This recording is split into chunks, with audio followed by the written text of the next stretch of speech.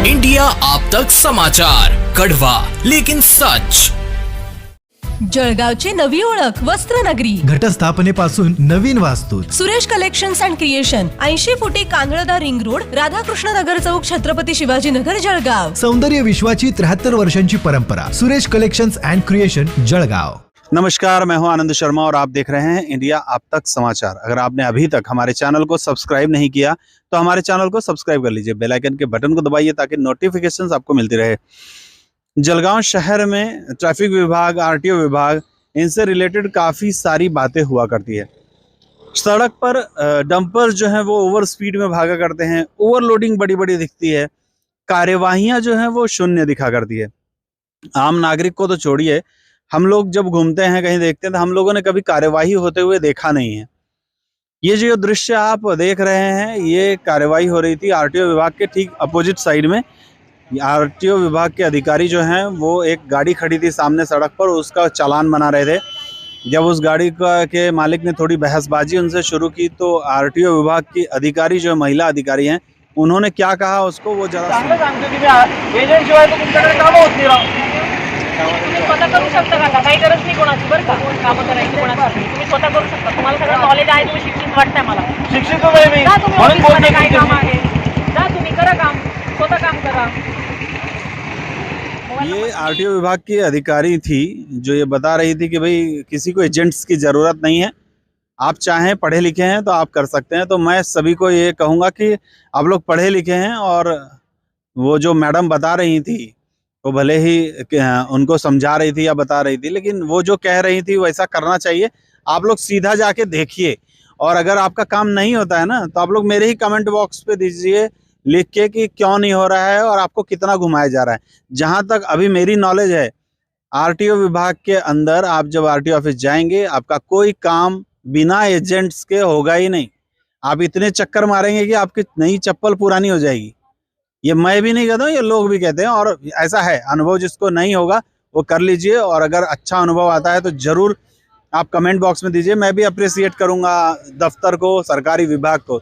सरकारी विभाग और 6 महीने थाम, सरकारी काम 6 महीने थाम, ऐसा तो मतलब कहावत ही हो चुकी है महाराष्ट्र में। मराठी में ये कहावत कही जाती है। खैर, आप लोग जाइए, देखिए, और ऐसा होता है या नहीं ये कमेंट बॉक्स में जरूर बताइएगा। अब आते हैं दूसरी बात की तरफ। ये जिन गाड़ी में आरटीओ विभाग के अधिकारी और कर्मचारी थे, इसका नंबर ध्यान से देखिए। ये नंबर हमने देखा और वहाँ पर हमने उस नंबर को जो आरटीओ विभाग का एप्लीकेशन आता है उसमें डाला। उस एप्लीकेशन में डालने के बाद जो चीज़ें सामने आई है वो आप स्क्रीन पर देख सकते हैं। इस गाड़ी का इंश्योरेंस जो है वो दिखाई नहीं रहा है, यानी कि अपलोड नहीं हुआ है। अब कहा जाता है, लास्ट टाइम जब मैंने खबर दिखाई थी कि सरकारी विभाग की काफ़ी सारी गाड़ियों का इंश्योरेंस नहीं है, तो ये बताया गया था कि सरकारी विभाग की गाड़ियां जो रहती है उनका इंश्योरेंस सरकार खुद के पास से करती है, खुद की कंपनी से करती है, ताकि बाहर की कंपनी वालों को पैसा नहीं देना पड़े। ठीक है, उसको मान लेते हैं, लेकिन एक बात ऐसी है कि जो भी डॉक्यूमेंट्स इंश्योरेंस से रिलेटेड हैं, अगर कोई मांगता है तो सरकारी अधिकारियों के पास उसकी गाड़ी में होना चाहिए।